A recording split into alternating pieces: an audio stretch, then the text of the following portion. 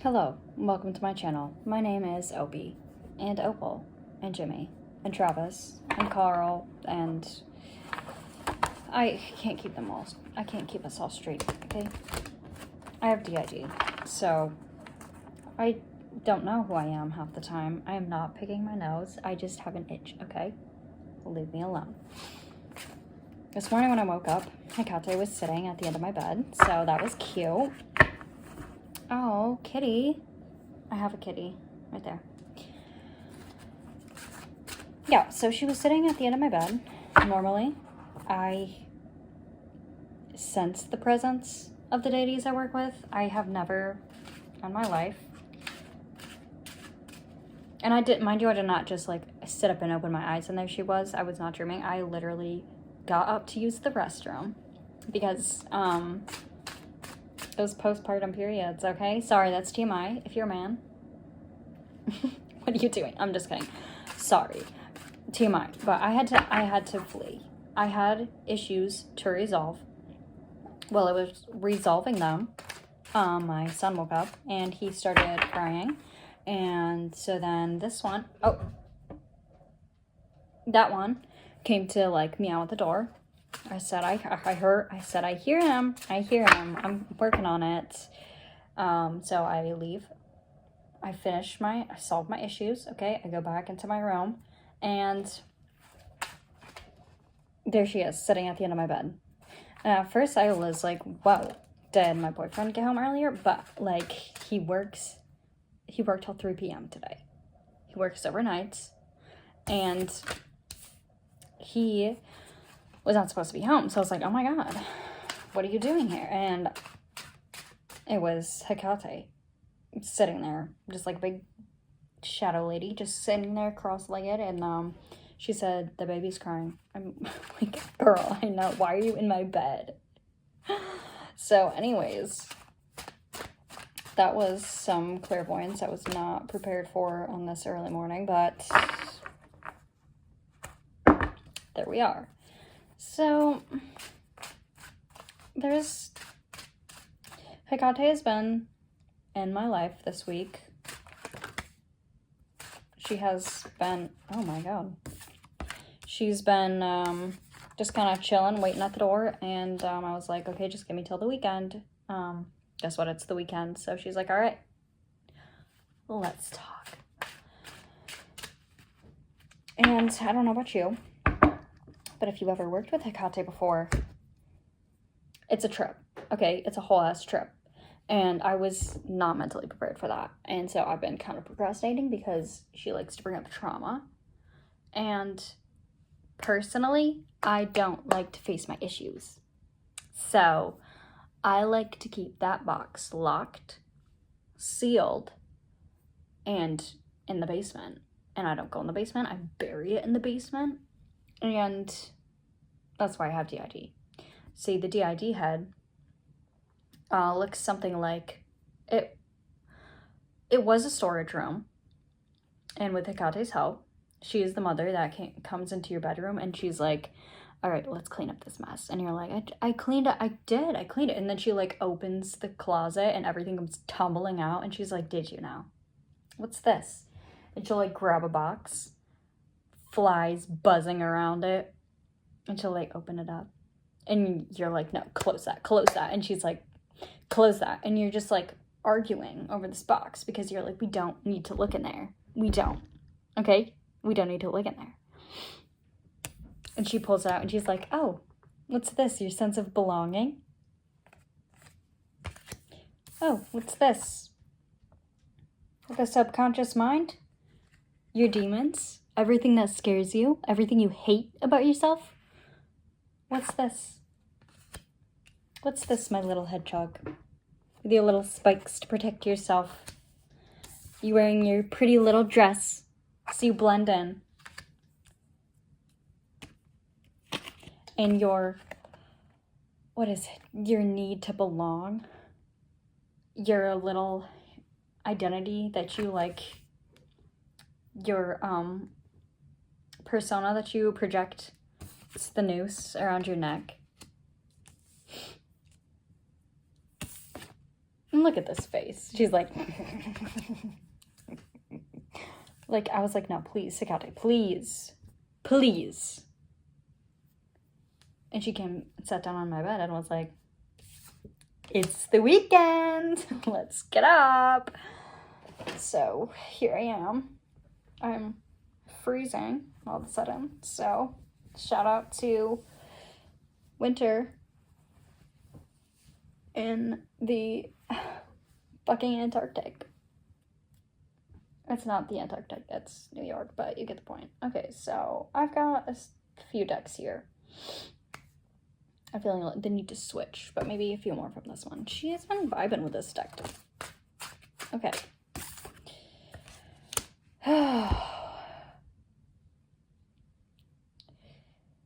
Here's a snail. Just like our hedgehog, snails have a protective shell that they like to recede into and hide. And Hecate says, I was going to say she doesn't like that, but it's not that she doesn't like it. She doesn't like it for you because Hecate sees you for who you are and she knows that you're a baddie and she wants to help you understand that you too are a baddie.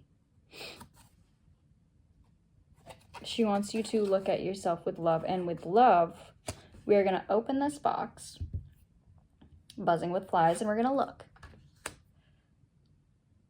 That's an eel.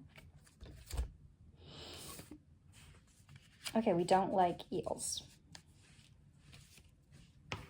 I'm just going to look in the gut book really quick to see what this eel represents. Dishonesty. What lurks? What are we being dishonest about? Michael, if you're watching this, we are not gonna talk about the car. We are not gonna talk about that.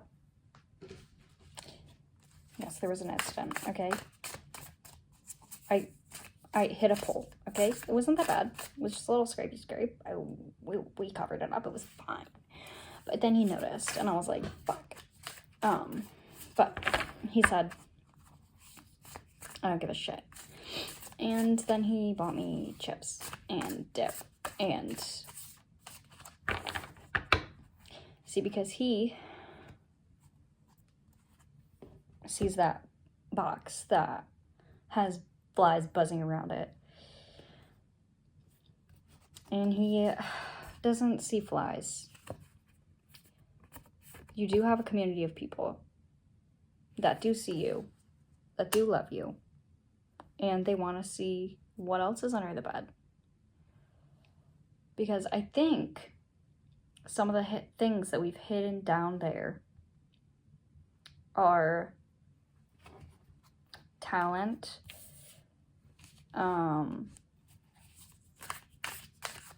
things that we shouldn't be hiding, but things that we have been ridiculed for in the past. See, personally, I have this book that I've been working on for the last 15 years. Because when I was going through some traumatic things, I started writing, and it kind of helped me cope, and it helped me process a lot of things that I couldn't process for myself. So I had to interject these problems. I had to create problems in somebody else's life and help them through their problems so that I could get through mine, because I couldn't hold these problems as my own. But if that buzzing box with the rotten eggs in it did not belong to me, if it was somebody else's problem, I could be like, okay, let me help you with that. No problem. But if the second that's in my hands and I have to be like, this is me, that's when it gets scary. And that's where Hecate comes in and says, all right, it's time to look at these things and it's time to own them, because you're being dishonest with yourself, pretending that you're fine. You're being dishonest with yourself, pretending that you aren't hurt and you aren't broken. But I feel like this deck is just not it right now.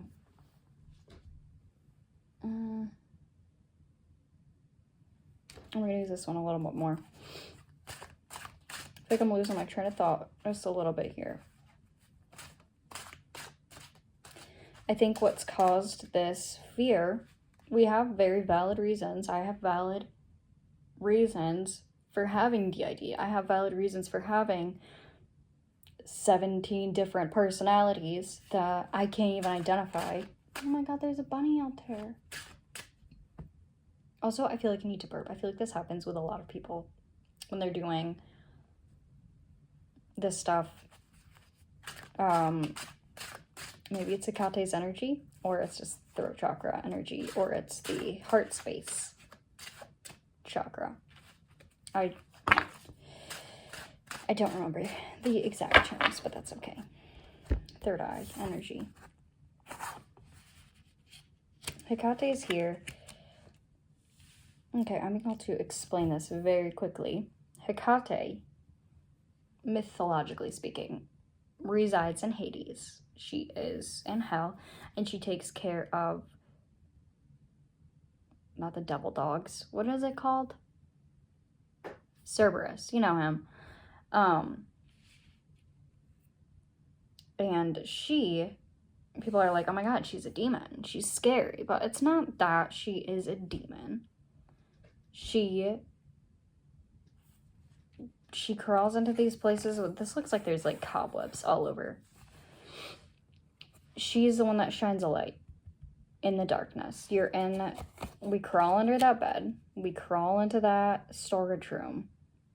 See, in my storage room of my DID back room, where I store my trauma, it was very cobwebby and dusty and dirty and crappy, and there was one of those little like pole chain like lights, and she comes in there and she like turns it on, and then there's the lantern that's just shining on all of these things that we're trying to hide from everybody else. And we try to hide it because at one point somebody saw those things that we're trying to hide. At one point somebody saw this book that I was writing and said that they were appalled. And it was my mother. And it was very hurtful. Because I was raised in a very Christian home. And I was also put through a lot of adult problems. I was given a lot of adult problems as a child that I had to face, and I had to carry and hold a lot of adult concepts and a lot of things that weren't pretty and they weren't Christian. Would you like to snug?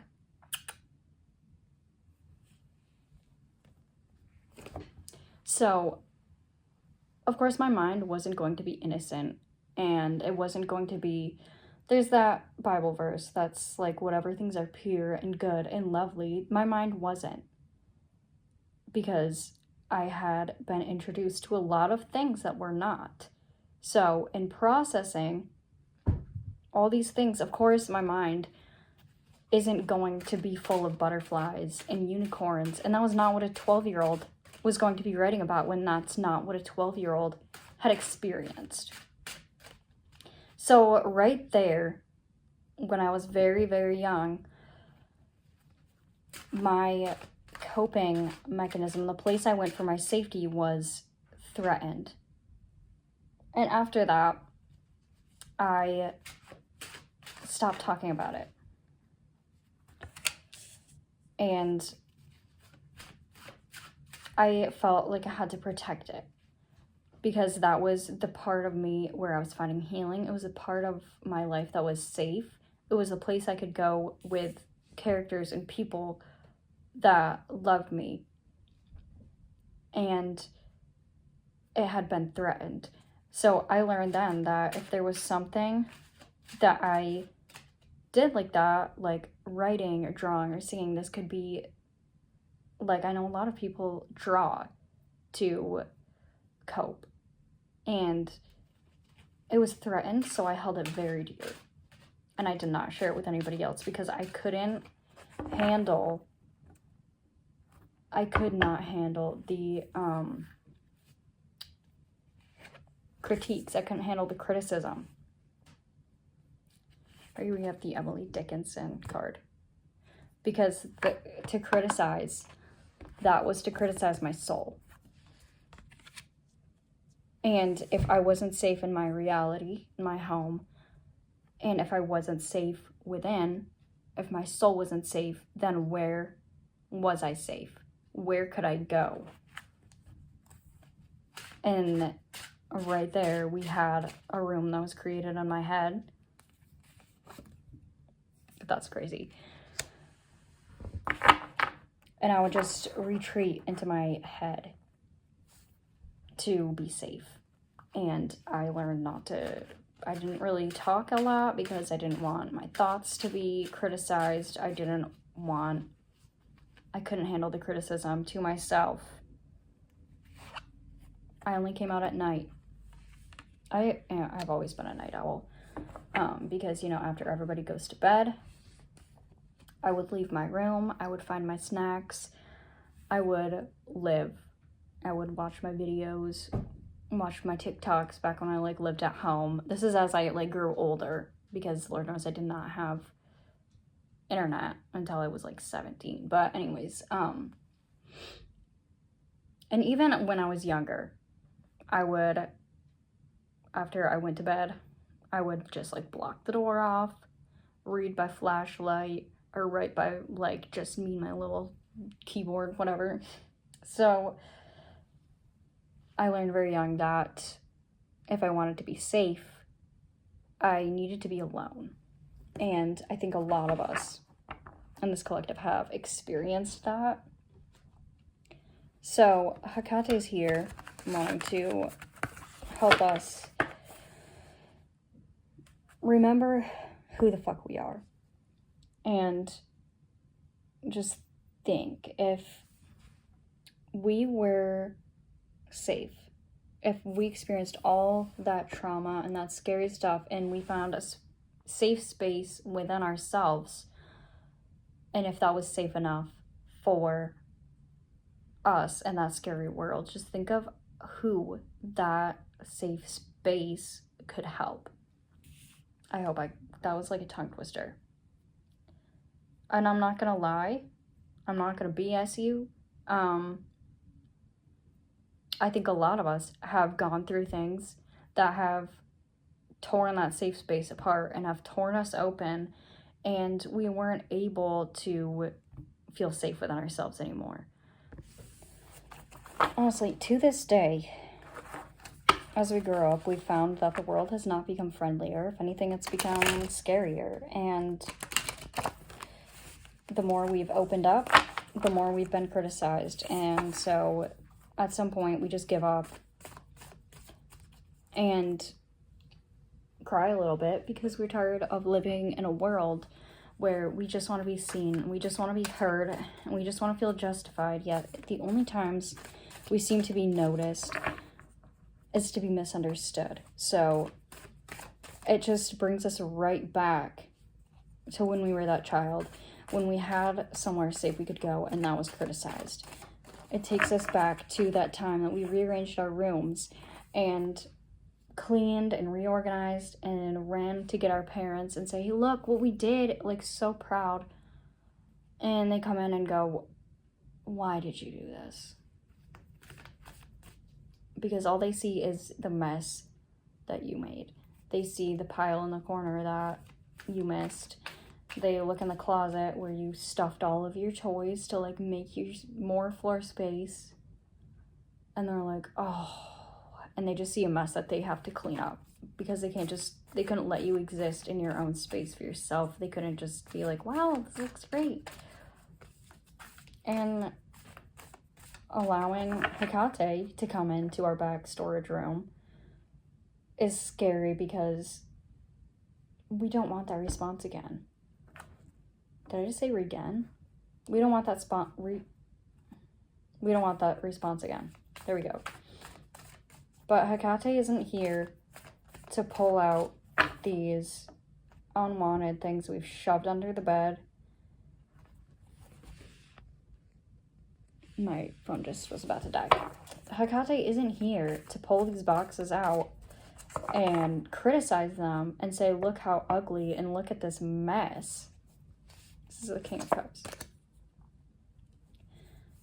She's not here to criticize our mess. She's here to pull the box of that we see swarming with flies. Open it, brush off the cobwebs, shoo away the flies, and say, look how amazing this is. Look at this amazing part of you that you are so scared to share. Look at this beautiful thing that you've been working on. While you were, this is the tower, while you were going through the hardest thing in your life. Here's this bird landing on your finger. You were growing the most beautiful garden. You were creating the most beautiful space, the most beautiful thing. And someone made you believe that that art was ugly.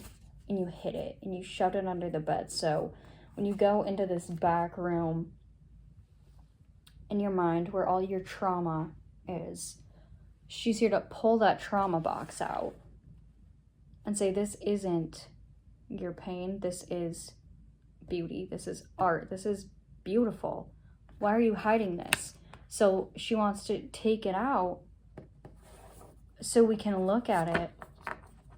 And she wants to show you how beautiful it is. And she wants you to see what you have hidden from the world and from yourself and shoved under her bed so long ago that you've forgotten about it.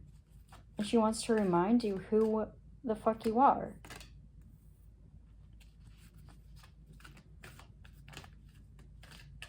So what is it that you have been hiding from the world for your life? What is it that brings you joy and contentment and peace and makes you feel safe and seen and heard? And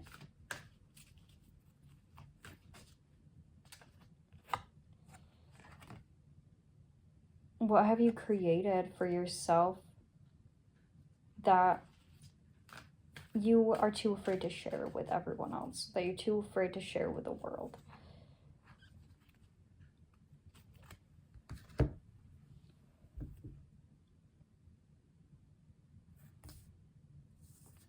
And I'm not sure how much there is that I can say more of right now. I don't know.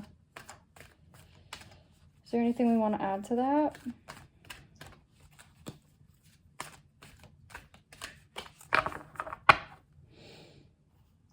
Take a step back.